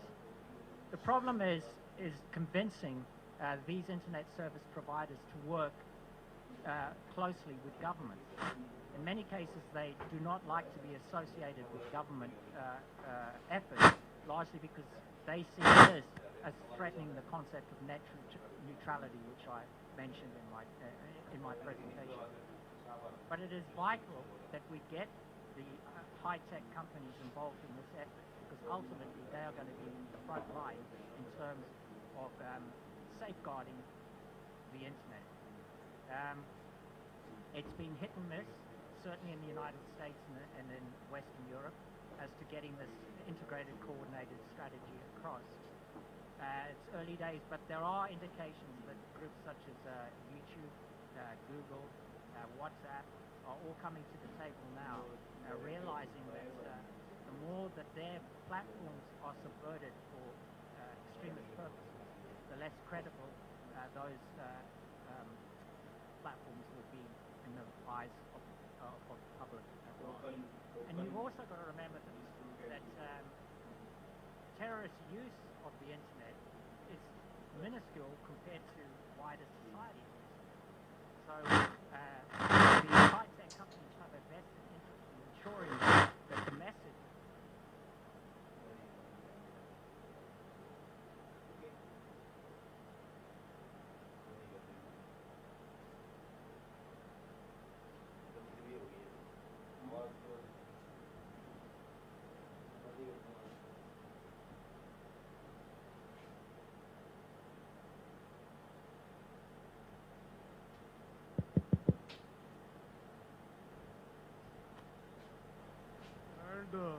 after 20 days, 3rd December was a memorial lecture on Mr. Gill, and on 22nd of December I was told that there was a drone attack on England next to one of the big airports. Then Venezuela president also was attacked, and now drones have come out in our areas also, and sniper. So I would just request you, Mr. Parks, that could you give the Punjab government some, Mr. Gupta especially, how do we contain the drones and sniper? Because mainly our security, leaving aside the CM security, the peripherally security is very, very weak, as per my assessment. What do you tell us that how do we keep peripherally security and drones from keeping out of the way? I am also related to Mrs. Gill. Mr. Gill had given me a big appreciation letter also when I was the state home minister. Mr. Rana, his son, had given. I had developed the first bulletproof vehicle in 88-7. Mr. Gupta came in 88, 87 and dedicated that to the Punjab police. And dog squad through Mr. Rajinder Singh, DGP now, through him I made him the nodal officer for that. First it used to go to the ticket pool. So I will just request you that tell us something about drones and sniper attacks which don't require any information and taking into the security. Secondly, sir, that what is the way we can intrigue into the terrorist network in America, which is number one is the technology, or number two it is finances, or number three any other. How can we intrigue our intelligence in the terrorist network on monetary or on economic? Where does America get its information from, technology or information number one? Thank you.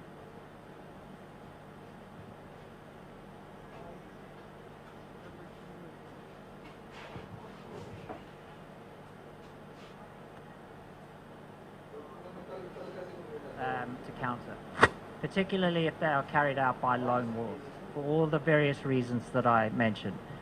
In many cases, these individuals are not known to law enforcement authorities. They have no pattern of operations. Sometimes they just wait.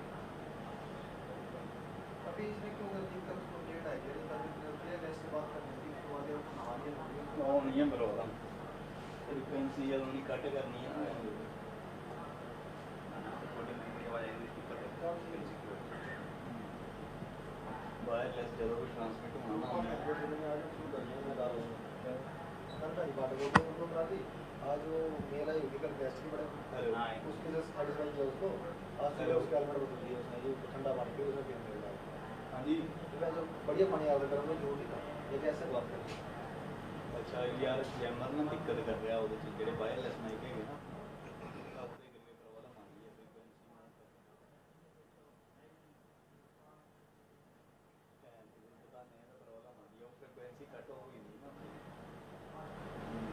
Wireless दूसरी चाहिए बाहर वाले mic के jammer लगना हो jammer लगा होना वो दूसरी चाहिए तो या तो वो ओपन करनी है वो फ्रिक्वेंसी देना या तो वो फ्रिक्वेंसी बैंड ओपन करते ना आई हुई है बेटा वो भी चलनी नहीं चाहिए उन्हें और मारिए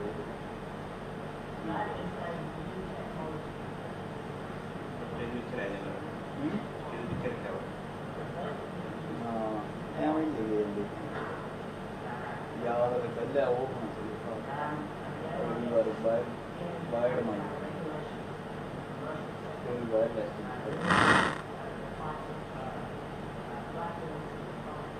उनका चला आवाज आ रही है अंदर आवाज अंदर आ रही अंदर की आ रही है अंदर में थोड़ी चलिए तो यार वायरलेस माइक है ना ਜਿਹੜੇ अपने वो फ्रीक्वेंसी पीछे जैमर लगा हुआ है अच्छा ਉਹਦੇ ਕਰਕੇ ਦਿੱਕਤ ਕਰ ਰਿਹਾ फ्रीक्वेंसी मैं वो कट कर ਰਿਹਾ ਹੁਣ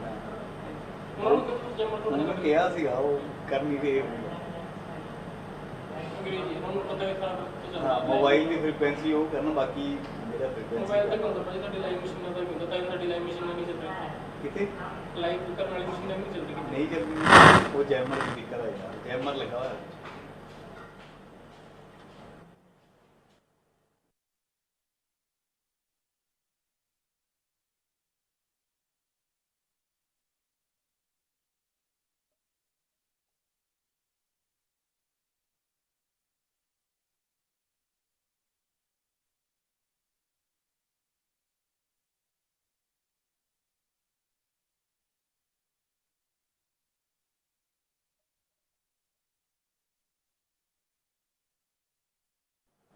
Yes, please.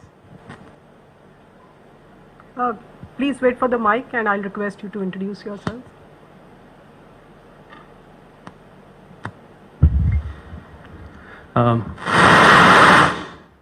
So my name is Sohail and I'm a trainee IPS officer. In the first place, I would like to acknowledge that it was a sheer pleasure to listen to you for past 1 hour, and certainly I have added value to myself.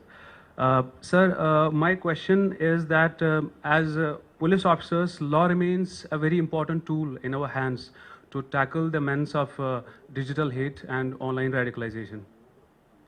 But sir, sometimes the legal measures, they either are inadequate and some other times they may not be feasible. So sir, in such a situation, other than legal measures, what other institutional and social apparatus can be employed by a police officer to deal with the menace of digital hate and online radicalization? Thank you, sir.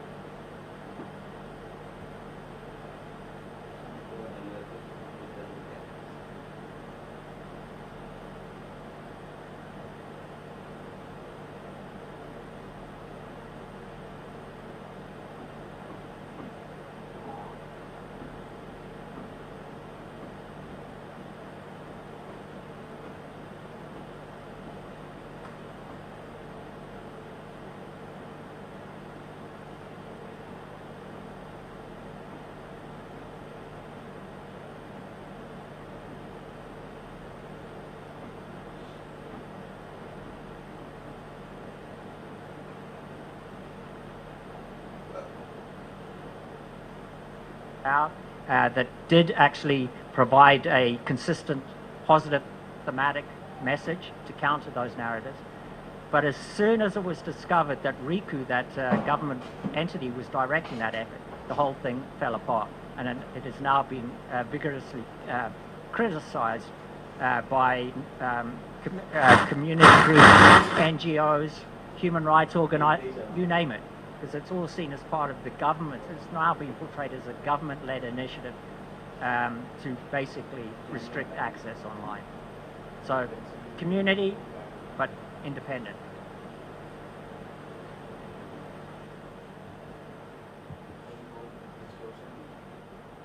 So,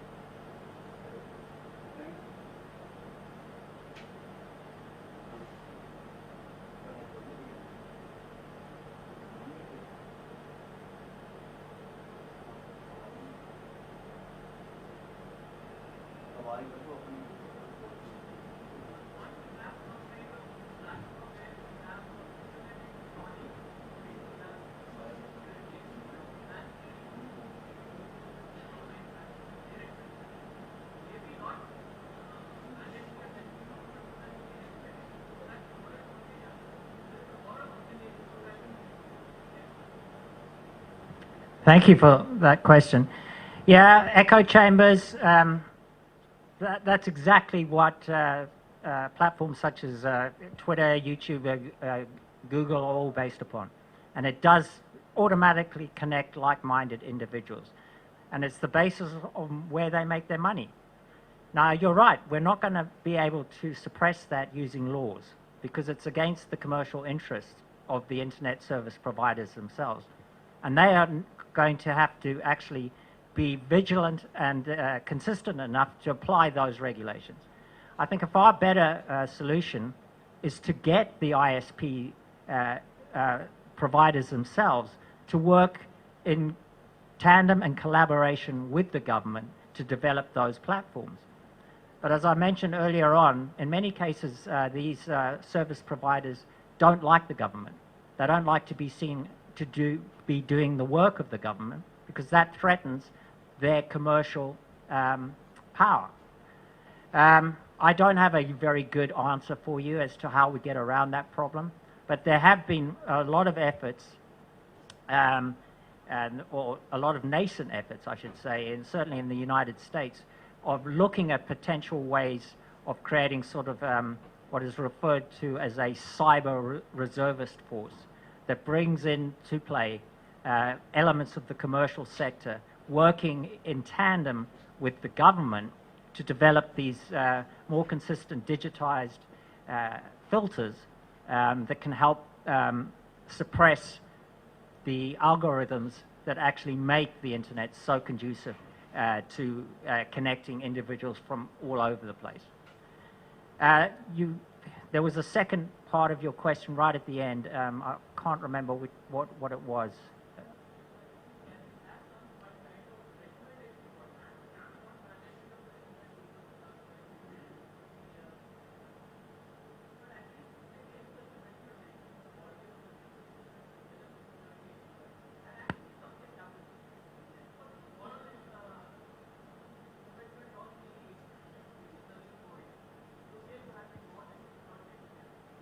I absolutely agree with you. There has to be a moral dimension to this, but unfortunately, in the commercial world, money is everything, and often that comes at the expense of moral considerations. But as I said, there are these efforts of creating the so-called reservist cyber force, and I would urge you, if you're interested in that, as just to you can learn more about it on the website for Georgetown University by another colleague of mine, Dan Byman, who actually developed the concept and who's now trying to initiate it and expand it into the government's toolkit to counter online radicalization and extremism. I remember what you did say was about self-radicalization. There is that potential, but to date, there hasn't been any known cases where an extremist has been completely self-radicalized. There has been at least some element of either verbal or face-to-face communication. Many researchers and analysts do not think that the entire radicalization process can take place purely online. There has to be some other aspects involved that involves at least some direct communication. That may change, but at least up to this point, we haven't seen that, pure aspect of the lone wolf, if you like. The lady there, please. The lady, sir? Sir? Sir?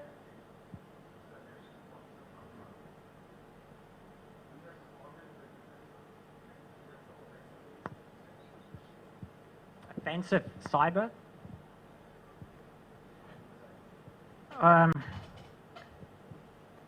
You've got to be careful here, because the last thing you want is to provide Pakistan with ammunition that it routinely puts out, that it is the victim of Indian-instigated terrorism or proxy warfare. I think that the best offensive mechanism here is working in collaboration with your international partners, of which there are many, developing means to convince the Pakistani government that this whole notion of using proxies and differentiating between good and bad proxies as an instrument of foreign and defense policy is a no-winner. I would urge diplomacy over violence or over kinetic action, developing norms in collaboration with India's geostrategic partners, putting pressure on Pakistan to put pressure on the various militant groups that are operating in Pakistan, and to try and stress upon the government that these organizations, if not managed and controlled, could pose as much of a threat to Pakistan as they do to other neighboring countries. And we've seen that in terms of attacks that have been instigated by groups such as Jaish-ul-Mohammed, JEM, which was basically a creation of ISI, but which has carried out some pretty bloody attacks in Pakistan itself. Pakistan needs to be made aware of that.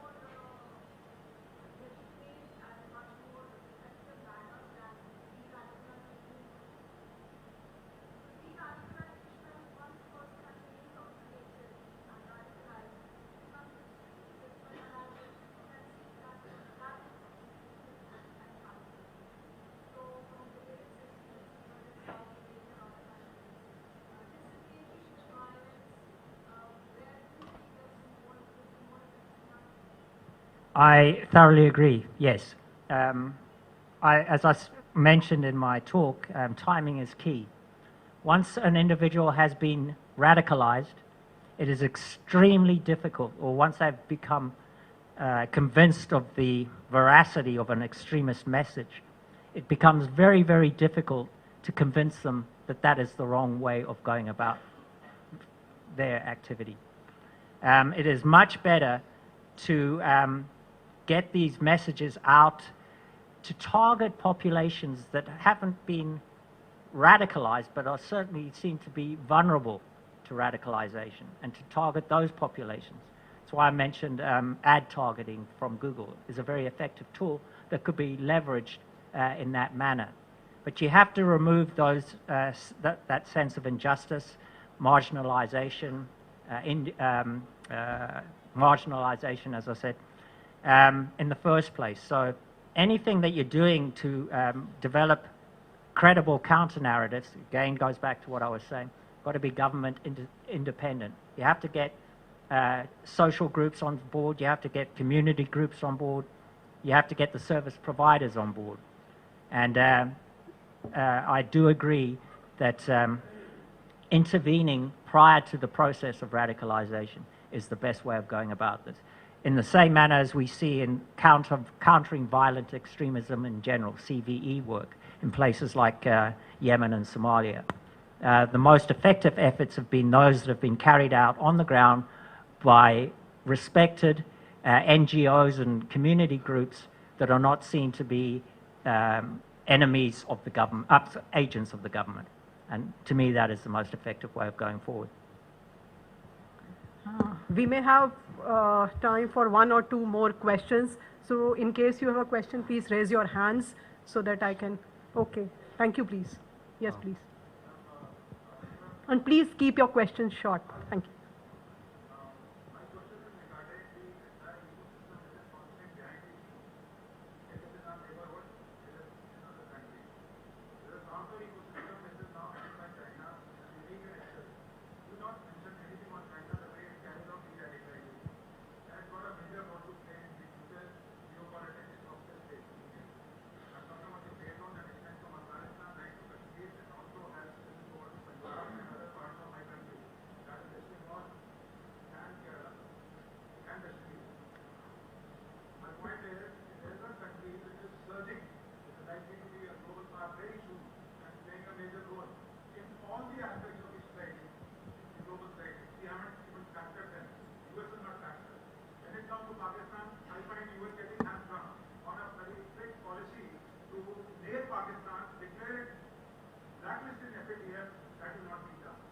Sir, could you please specify your question? I mean, we have. What are the roles that you visualize within China as far as in our region, and more assertive role by the US? Okay, China's de-radicalization policies, for me, are a travesty. What they're doing with the Uyghurs in Xinjiang is tantamount to an internment policy. The US has actually now announced sanctions on individual members of the Chinese government in direct response to those detention and internment camps. It is not credible, it is not effective, and it is just serving to further amplify perceptions of injustice and marginalization amongst ordinary Uyghurs. The US, I do agree, it's played a double game with Pakistan. The US has certainly seen the strategic value of Pakistan when it comes to its efforts in Afghanistan and what Pakistan can provide. It has been not particularly adroit or effective in terms of cracking down on Pakistan's pretty blatant use of terrorism as a tool of statecraft. But the US has done that, it's doing it with Saudi Arabia right now. I can't talk for the US government, but it's the world of realpolitik. And when it comes to things like national security, the interests of the state, terrorism, counterterrorism, you see it amongst a lot of countries where they'll play a double-edged sword. I'm not saying it's right, I'm just saying that's the reality. Could you please pass on the mic? Mr. Olak had a question, and then the lady in Cairo.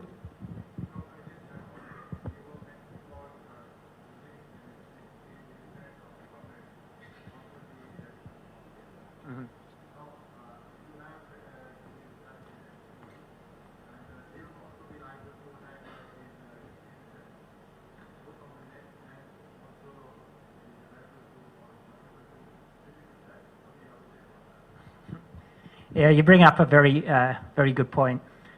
Obviously, these groups, whether they're local or community-based groups, if they are seen to be making inroads and effective ways of credibly debunking extremist narratives, those militant organizations are going to see them as prime adversaries. In many cases, I've worked with some of these groups, particularly in places like Bangladesh, in Yemen, and in Somalia, and it hasn't detracted from their ardor in terms of actually stepping up their efforts to counter militant activities, both online and offline. And I think that my only answer to you is that we need to have faith in these organizations, in NGOs, in community-based organizations, that they will not be deterred from doing their work, even if it makes them more liable to being attacked, because there have been many places in the world where they show a remarkable sense of bravery in light of these adversarial actions. But it is an issue, and I fully acknowledge it. And it's one of those sort of conundrums that we do need to deal with when we're looking at sort of CVE work in general. The lady there, and then Mr. Arora.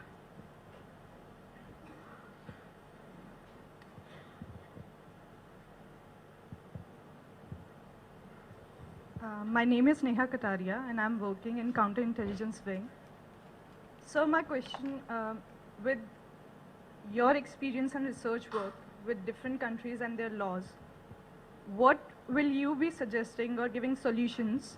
What solutions or suggestions will you be giving to our government regarding the topic in discussion and the right to privacy and freedom of speech? Thank you. Well, I certainly would not deem myself in the position of giving advice to your government. Your government knows the situation in India far better than me.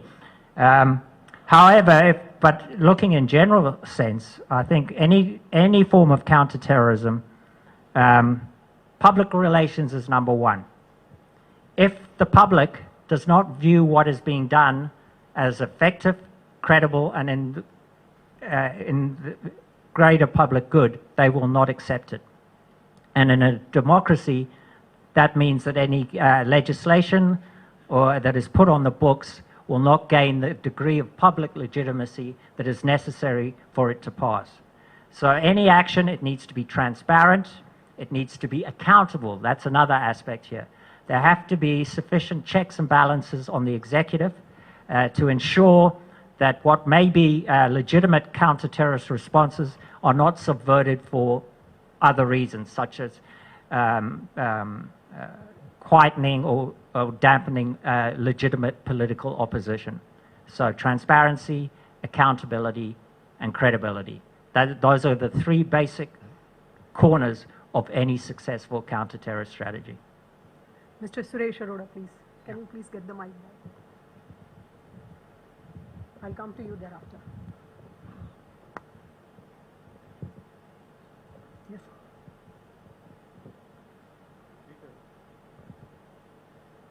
Knowing the vulnerability of Punjab, like we are in the neighborhood of J&K, and of course Pakistan has specific interest in Punjab.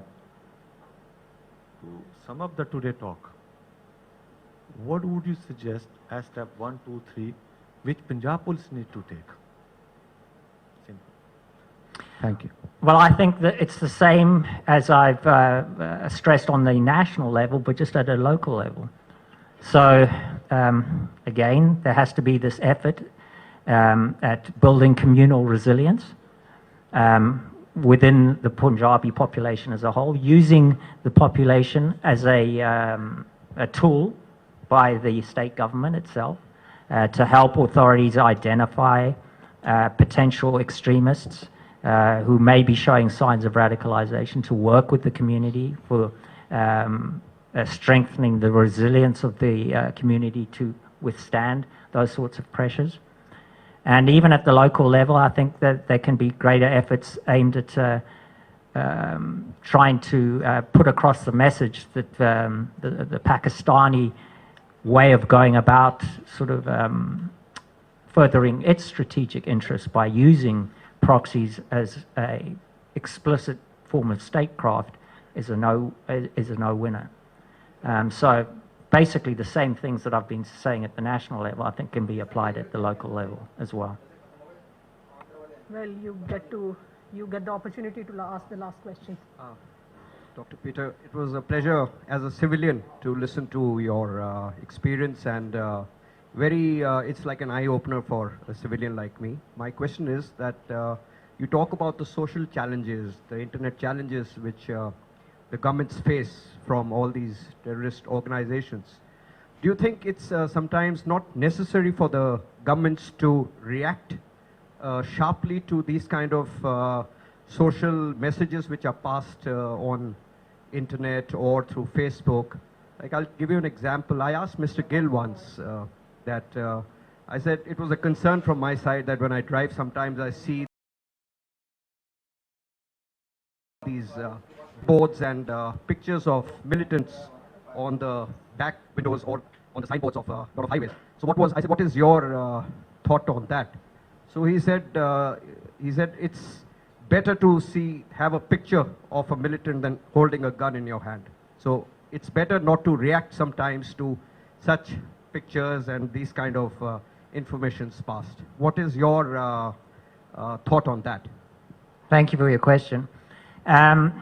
Yeah, I think reaction can be have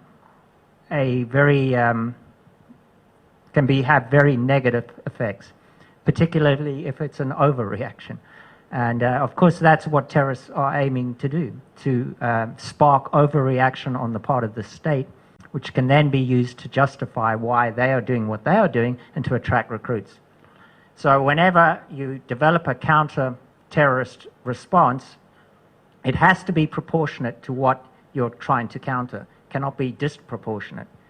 And it also has to be explained to the public as to why you're doing it and how it is actually contributing in a positive way to the overall counter-terrorist mission.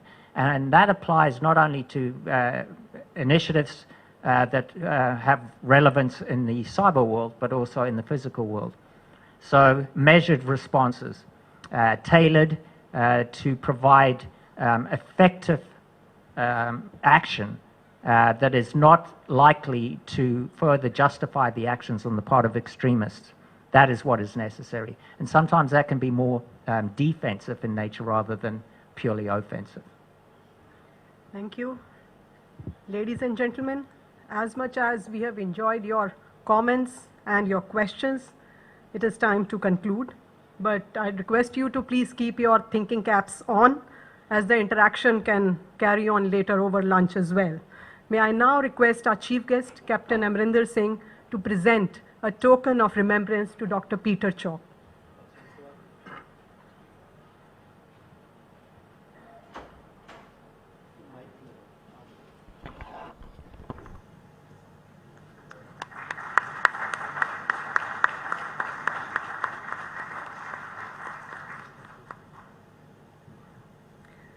Thank you, sir. I now call upon Shri Dinkar Gupta, DGP Punjab, to present a token of our gratitude to our chief guest.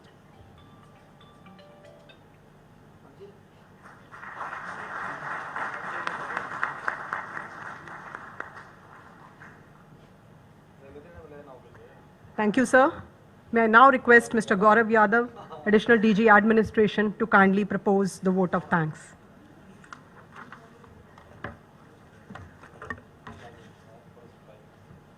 Thank you, Anita. On behalf of Punjab Police and the Director General, it's my proud privilege to propose a vote of thanks.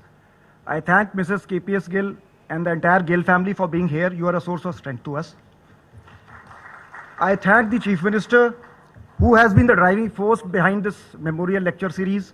It was his inspiration and his idea last year when Mr. Arora had launched it. The Chief Minister, besides being a military historian par excellence, has given us many insights into Mr. Gill's strength of character and his leadership today. Thank you, sir, for your speech. I thank Dr. Chalk for an extremely illuminating talk, and going by the invigorating question and answer session, I must say that it's a success, sir. Thank you very much. I must thank Dr. Nachal Sandhu, former Deputy NSA Director IB, who's amongst us. I thank the Director Generals of Police of Haryana and Chandigarh. I thank the Director Indian School of Business, who's here, for hosting us, for providing us this opportunity. I thank the galaxy of retired police officers and senior officers who are here. I must acknowledge and thank the presence of Mr. Ramesh Vinayak, who's the National Editor of Hindustan Times. Thank you, sir, for being here. I thank Dr. Swarajveer Singh, who's here. Also, he's a former police officer, and he's attended this lecture today. I thank for the information of Dr. Chalk. We have around 250 cutting-edge police officers here, young sub-inspectors and deputy superintendents of police, who have been specially called here to